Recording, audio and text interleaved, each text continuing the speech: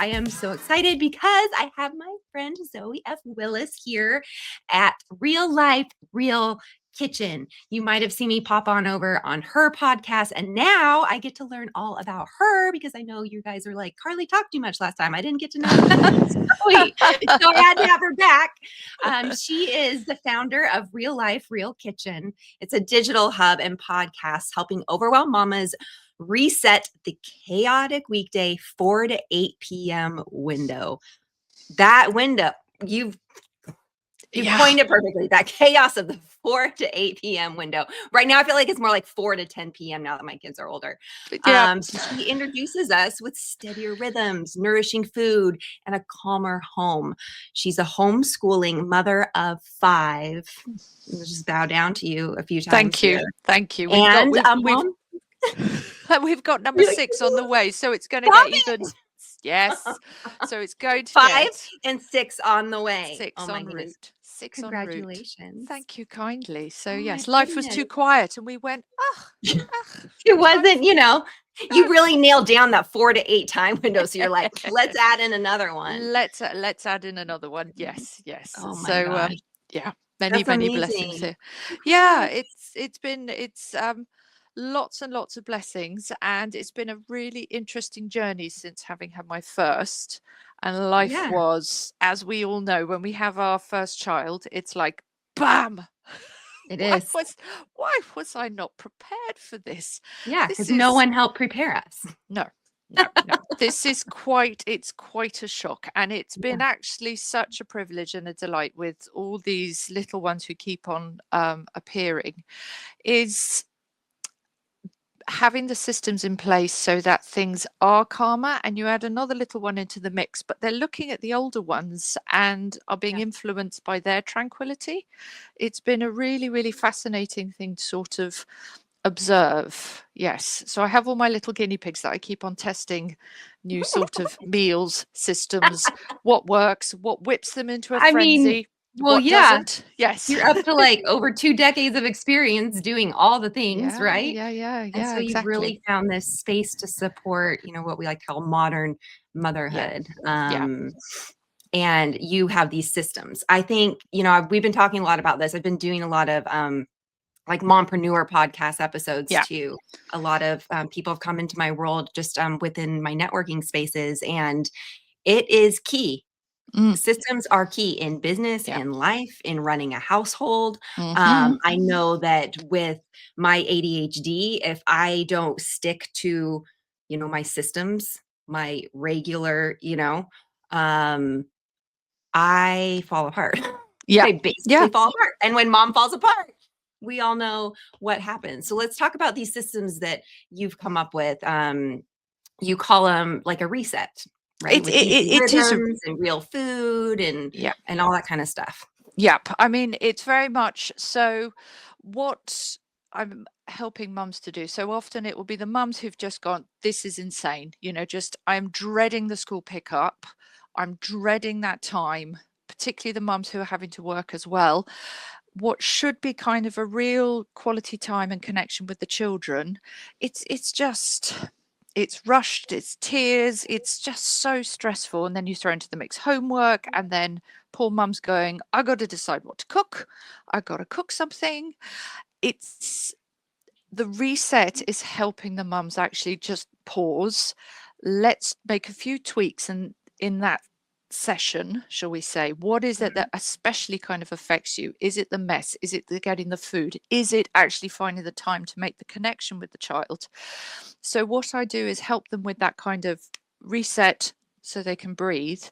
And then working with the mums, it's a case of, okay, let's create the rhythms.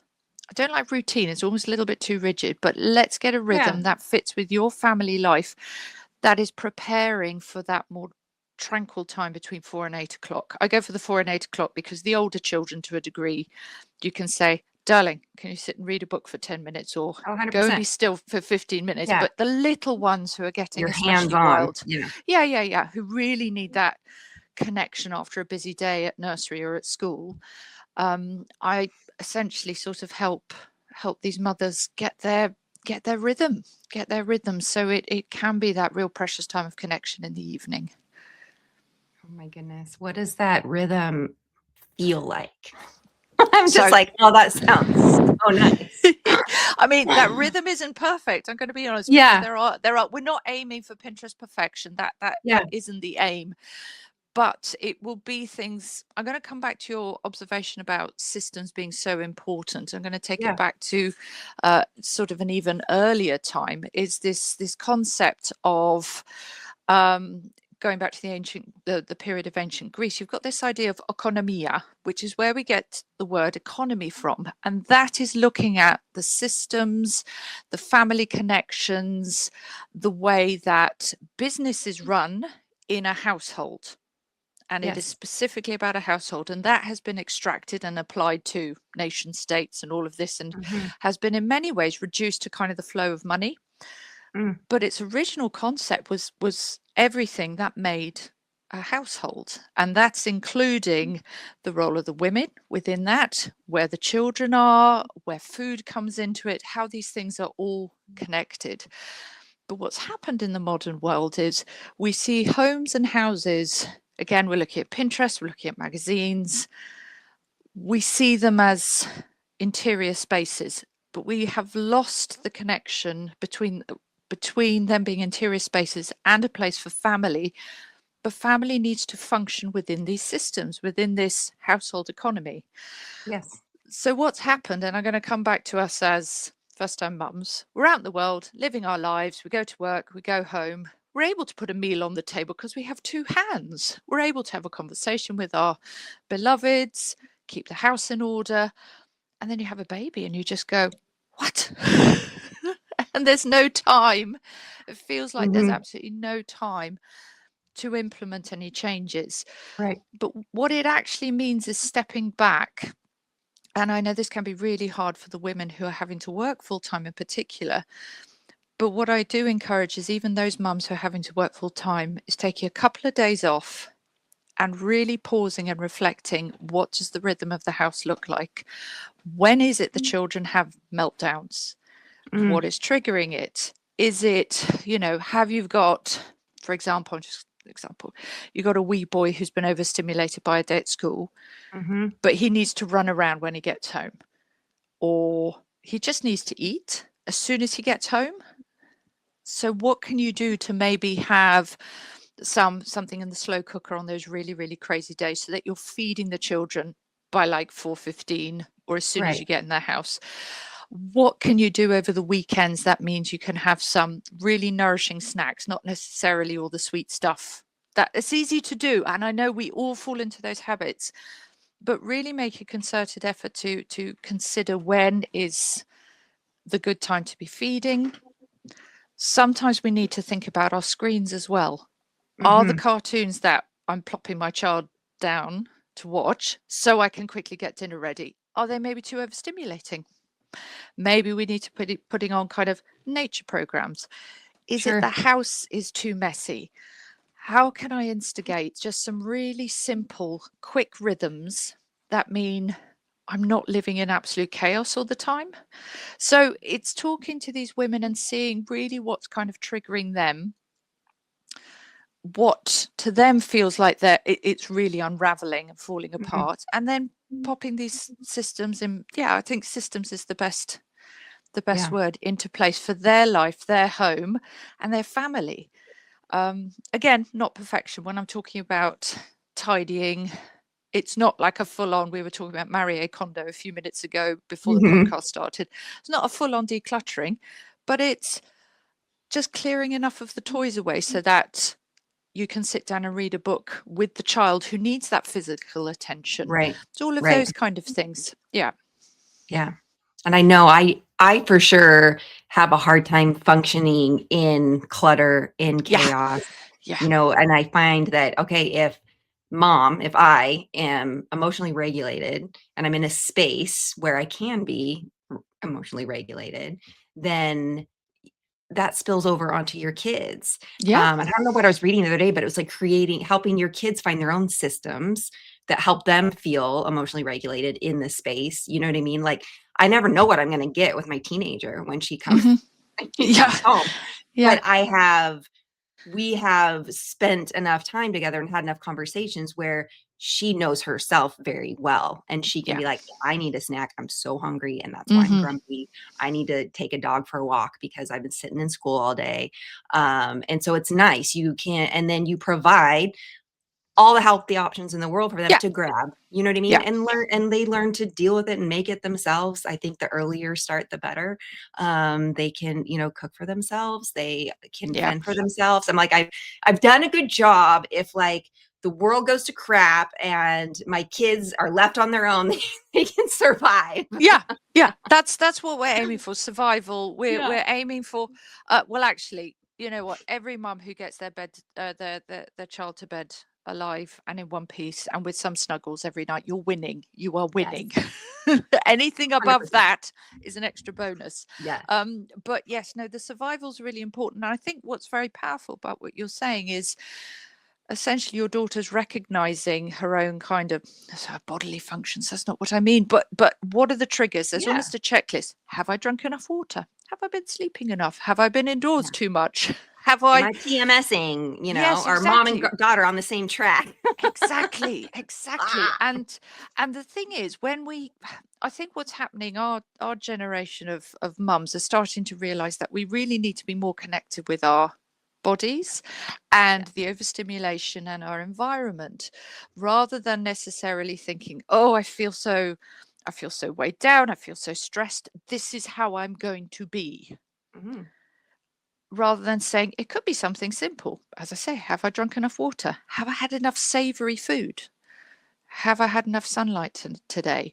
Right. And those kind of little resets are so important. And coming back to the small children, I think in particular those kids who probably need fields rather than school, Mhm. certainly in Mhm. the younger years, Yes. those are the ones where you go, right, you go, run, get all that energy out.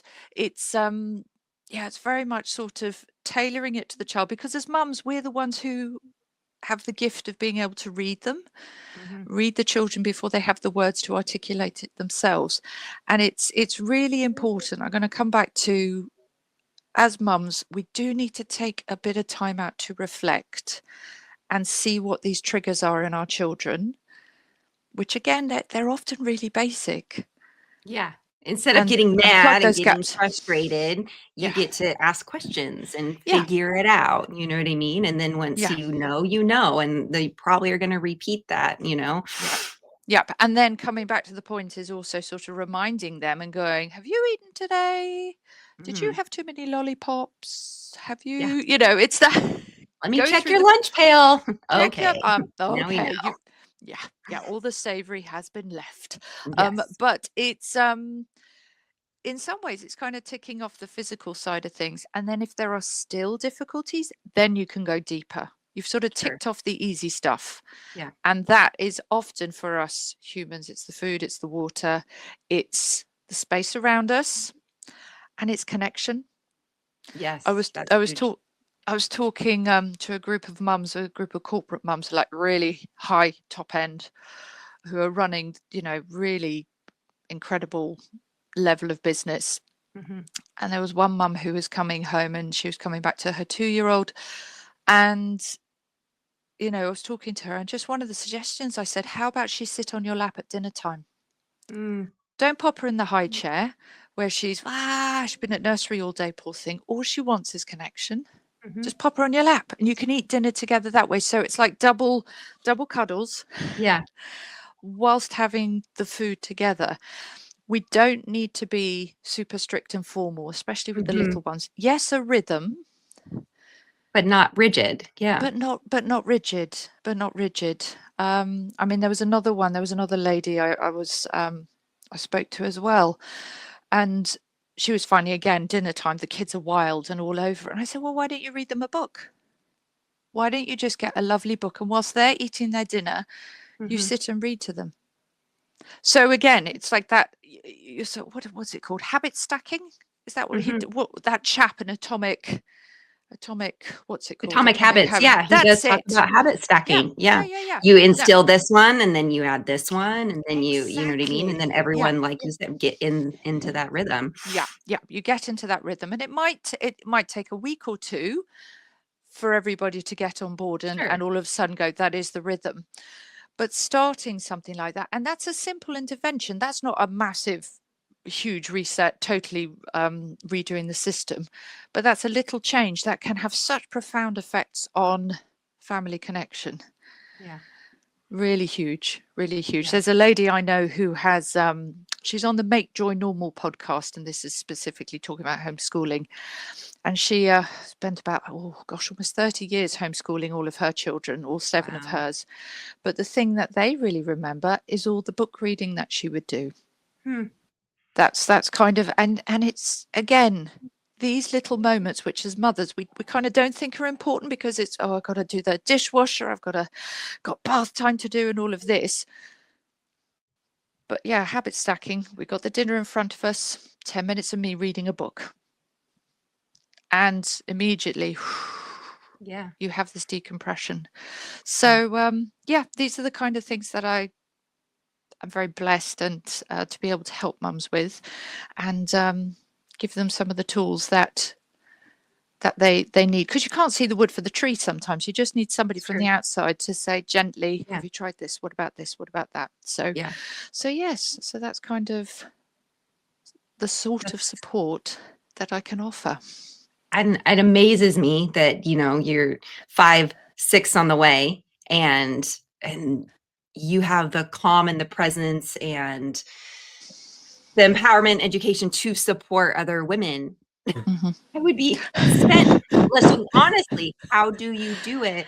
Homeschooling, running your business, running your Yeah, podcast. Like I have a couple of friends that homeschool. One of them has 4 yeah. kids, and I don't like. I legit have asked this question, like, how do you do it? And people are like, oh, it's just what we do. And I'm like, It's no, really, just no. how do you What do does it? that look like? What And does I that did look like? all rigid systems. Like the only one that I've really seen that seemed like she, um really had it down, and she was like an army veteran, and she was Mhm. very like Whew.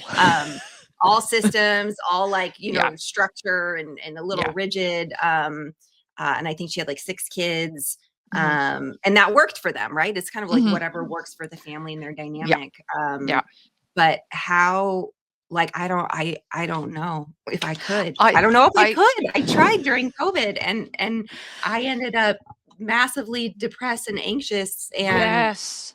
went off the deep end a little bit. I don't know, that's different, a little So no, different, no, no. right? I It's think like I think forced, my but my observation with COVID. So I was 40 weeks pregnant when lockdown happened here in the UK with child number 4. ugh, Oh, that was seriously. horrendous. Oh my Seriously, it gosh. was grim.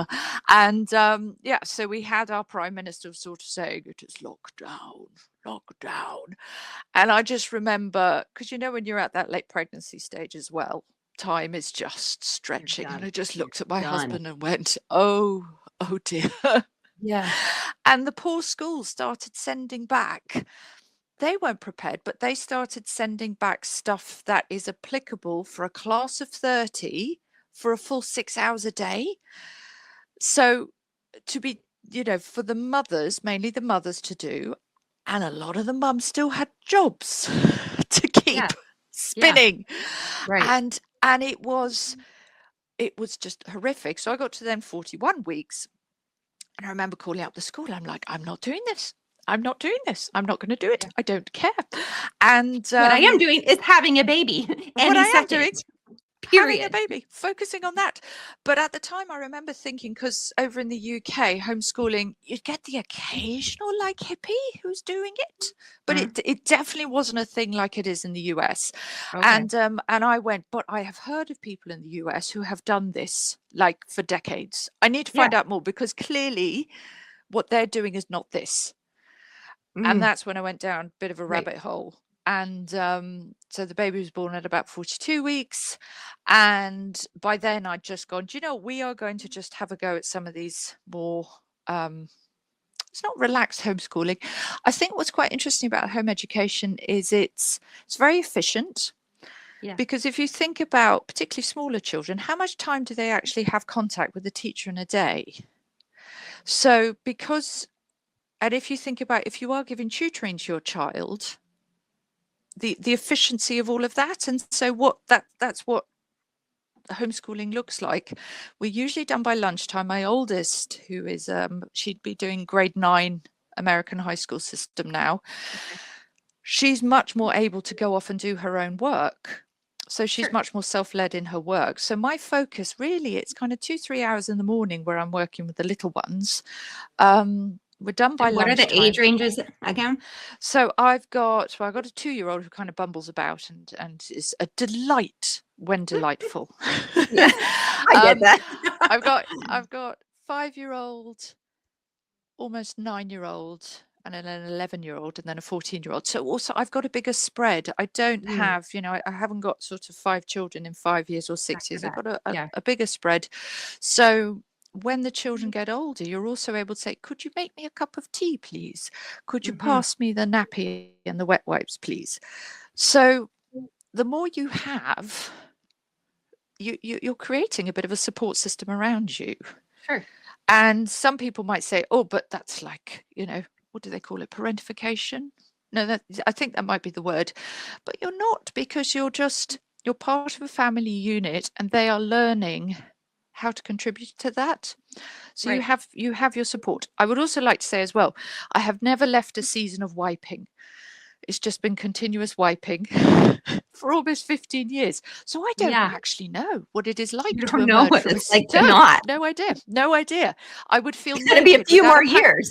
It could be a few more years. And to be out and about without a packet of wet wipes, I mean, how does humanity survive? I just can't imagine. You actually won't ever, I would say, because once you get so used to that, you'll find that you'll need one at some point, even if you're wiping a butt or not. You'll need one for a nose, your own hands, someone sticky, or someone else expects you to have one because you were the one that always did have one. Yeah, and you like, feel the of course I burden. do. The burden of the wet wipe. Yeah, here I am. Yeah, I know that's my role. But in terms of kind of doing the real life, real kitchen stuff, I mean, honestly, that's something that I am popping in a couple of hours every day. It's not necessarily in a block, but it really is something that brings me so much joy and really kind of feeds my soul. I've just been loving it. And I think this is something that's also really important. Again, something that I'll talk to the mums about is having this kind of, I call it almost the running away time, where you have a bit of time away from the home, a bit of time that isn't necessarily work, but that you can also find a bit of yourself again, because we can get so so wrapped. A lot. We don't need a lot of time. A lot. No, but if we can find those couple of hours, even when those weekends start to get away from us and it's all back to back kids, sports and activities, it's like you need 100%. You need to find an hour or two, 30 minutes minimum where you can go do something that fills your soul. It's just necessary. And preferably outside the house, because what happens, and it could be a walk, it could be a favorite coffee shop you go to. I've got one friend who is very much, she has to do the gym. That's very much the thing she has to do, otherwise she goes crackers. And being outside of the house, because when you're in the house, as lovely and as peaceful as it is, if the children aren't there, you're looking around and you're going, I should do this, I should do that, I should do that. It's you're shoulding on yourself all the time. You're shoulding. And coming back to the idea of a house being a home, has to serve you. You have to have the systems in place for it to support the family. But those systems, you just need to keep them ticking over. I think Mel Robbins, she had an amazing podcast where she was talking to someone about cleaning, because she's got ADHD as well and is all over the shop. And this lady was talking about, she said, the thing is, you can't look at something like laundry as a task that is done, because then you will always feel like a failure, because there's always clothes that need folding. There's always stuff in the tumble dryer and you're looking at the socks that haven't been organized. She said, but if you look at it as a cycle, and you go, this is just, again, another rhythm. But you still need a break from those rhythms. You still all got to get out the house. Right. I did I think for my last business, I did a post about laundry and I mentioned my company. And so I think I did another one a few weeks back and it was like, oh, we got you, mama, will always be there for you. You know, will also always be there for you, laundry. And then I fall back and I literally have like 5 mounds of laundry because I'm trying to install the system that like, I'll run it through and then I'll dump it on the couch. And then I'm trying to train the kids to just sit down and it'll become automatic for them to, you know, fold it up. And it requires a little more, you know, urging, but that they can, you know, watch a show, but also be, you know, folding laundry and then putting it away on their own. Doesn't need to be perfect. No. You just need it not on the couch. Need it done. Yeah. And need it done. I play what I'll do, and I'll have similar. Out come the washing baskets, and it's like literally a mound. And I have small children burrowing inside. And you've lost the children in the laundry as you're trying to find them. But what I'll do is I'll sometimes have on an audiobook. So we're all sitting there sorting, listening to the audiobook, and just kind of together. It's actually quite. It's actually it can. Some days you just like, I just have to get this out. I just get this in the cupboards and things like that. Yeah. And you can put on your own, you know, I have a friend that she's like, oh, that's when I put on my sleazy romance novels and I look forward to it because I get to put on my sleazy romance novel and then fold my laundry. And I was like, that, you know, you just have to, again, stack it with things that you enjoy doing. And then it's less, you know, it's less miserable. It's like, it's fine. Yeah. And I think it was interesting. I was talking to my father recently because he was saying this world of podcasts, these podcasts, they seem quite popular at the moment. I'm like, yes, Dad, yes, they are. And he's like, because he watches things on YouTube. Sure. He's like, but how does that work? I said, well, the thing is, I can be doing the washing up, I could be folding, I could be listening to a lecture about, I don't know, the pharaohs or the politics of Guatemala, or you can listen to anything. So I'm going to come back to your point earlier about how do we manage to do all of this plus have the business. I think what has been such a joy, I really reflect on my motherhood as a great time of mulling and learning. Because there has been so much listening. There has been, whilst you're doing all the wiping, you're doing all the physical, your brain is still able to keep ticking over and you're able to hear concepts, reflect on them, come back to them.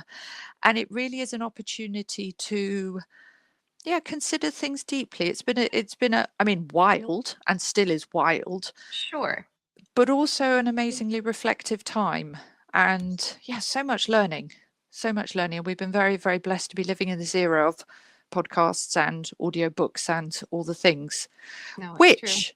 I do think in some ways, because I know we got your mummy, one of your main aims is also to be creating communities for these mums, right? Because we're so fragmented and isolated.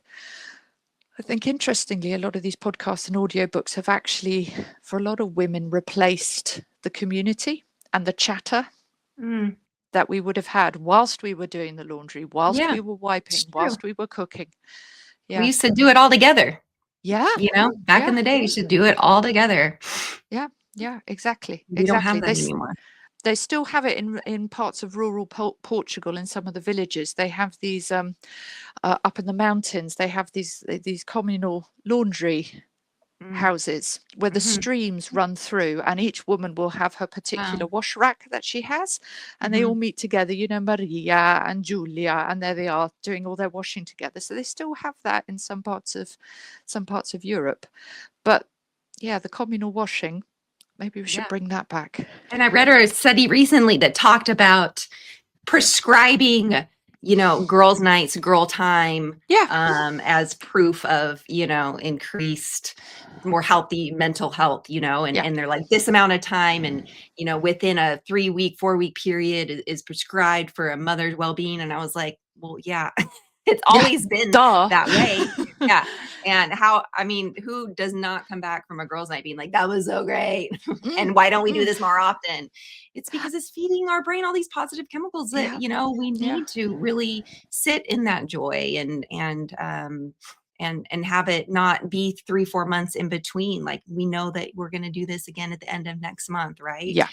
Yeah. Again, like putting that system in place. Mom's going to have a girls' night Mm-hmm. last Saturday of the month, every Yeah. month, and make it a Yeah. non-negotiable, just like you Yeah. would show up, schedule a doctor's appointment and show up to that. If you don't show up, they're going to charge you. Like, make it that important, Mm-hmm. because it Mm-hmm. is. Because it is. Yep.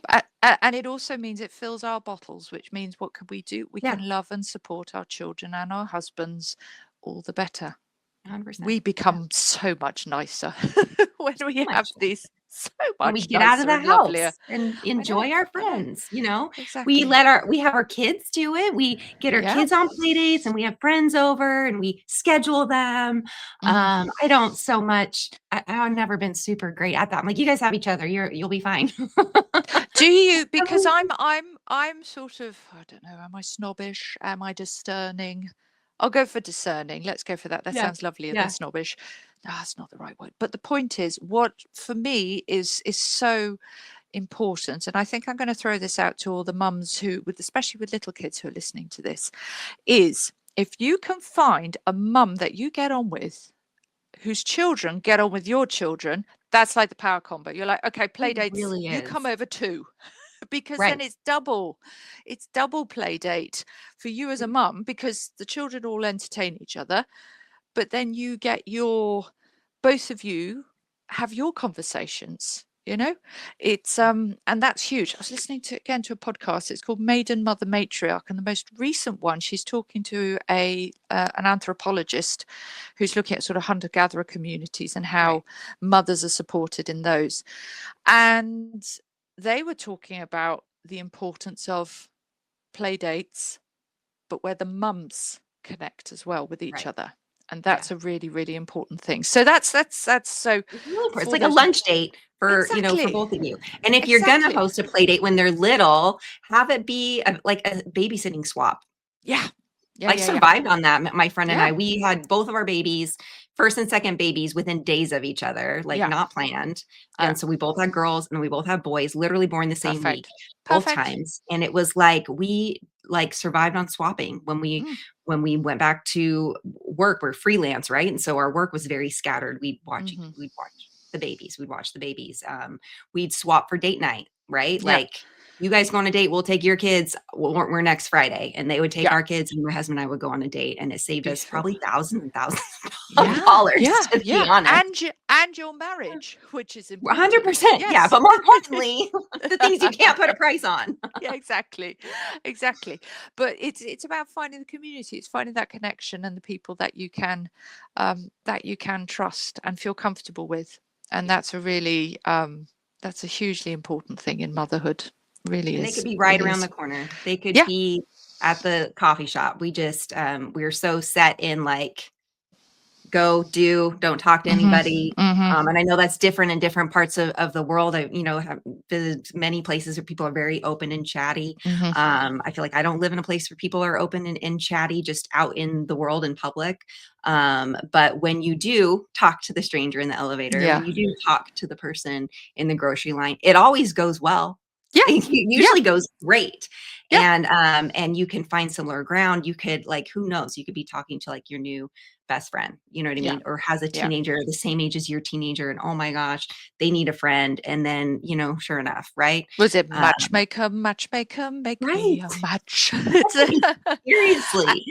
We need to talk to people. We need to create that community for ourselves. And it doesn't need to be huge, but it It needs to doesn't. be It something. doesn't. Yeah. And I think one of the I was talking to a lady I know in New Zealand who's a parenting coach, and one of my earliest podcasts is talking to her about mum guilt. I've got another one coming up where we were talking about loneliness and some of the tips to overcome that. And one of the easiest entrees into a conversation with a stranger, obviously assess if they're looking kind of freaky. Don't, probably not. But the little old lady, or maybe there's another mum with a toddler, whatever, just compliment them on something like, I love that handbag. Just that's such a lovely handbag. That scarf is so pretty on you. And people just immediately open up, because you can always find something lovely to say about someone. Or, I your started with child. shoes. Like you're looking at, people are usually looking at their phone. So they expect you to be looking at your phone. You know what I mean? And I would just be like, I love shoes. And then they look down and then they look up. And then you go, where did you get the leopard print, darling? Where are they from? Fabulous. So yes, no. So some sort of compliment like that. That's usually just a very easy entree. And if they go, oh, thank you, and end a conversation, never mind. You've made someone's day, and that's a lovely gift to give. I love that. I love that so much. Yeah. Oh my gosh. I think you're a lovely gift. Thank you. Bless you, Carly. Get to work with you. I mean, you guys, she's living proof of like systems work in families, in that 4 to 8, that 4 to 8 time spread where things can feel really chaotic and disconnected and stressful. It can be different. And she has 5 kids, 1 on the way, and she's proven to everyone that it is doable and it is worth it. I love on your site, you say, if you're standing in the kitchen thinking something has to change, but I don't even know where to begin, you're not alone and you're in the right place. If that's not your area of expertise, the kitchen, systems, organization, what have you, guess what? You can talk to someone where it is and where they love that. Zoe finds joy in providing that sort of support for moms. And I think it's such a blessing that we live in this digital age where we can connect with someone who's like, yeah, I got you. I can help you with that. I'm actually really good at that. And we get to learn from each other and grow from each other. And like we've been saying, you don't have to do this alone, right? No. So he's giving away a free meal. Tell us about your meal planner real quick before we wrap up. Oh, goodness. Yes. So I've got a couple of things. I've got like this Mum Life Planner, which is a much bigger printable PDF. And so this one, I think I've got the link. I'll send it to you. But it's an investment, but you're able to really kind of print things off and hone it to your life. And then I've just got super simple, easy meal planner. You then join the mailing list and get the delights of the podcast coming straight to your inbox, weekly musings, and the various offerings that I put together and the various digital products as and when they come. So, and their digital products are really pretty. Like they're simple and neutral. Like they're really like there's something that you want to put up on, on your board. They're like they're so cool. They're so great. Thank you so much. So yes, but yes, this has been the lie of modern motherhood that we have to do it all on our own. So no, we don't. We get to do it together. It's amazing. It's amazing. Bless you. Bless you, Carly. Well, thank you, Zoe, so much for coming on our show. We really, really love you and appreciate you. You guys know we got you. Zoe's got you. She's got your kitchen from 4 to 8. So go check her out. All the things are in the show notes, her links, her freebies, her website, her social. So log on in. You won't regret it. That 4 to 8 time frame is going to be awesome from here on out, because now you have someone to help you and you have some tools and resources and systems to put in place. If this episode resonates with you and you loved it so much and you're thinking that I need to forward this on to my 20 other friends that I know are in chaos and need Zoe's help, please, please, please send it over their way. Just share it. There's a little link right there. Share it. And don't forget to like and subscribe. And we'll see you next time. Bye, mamas.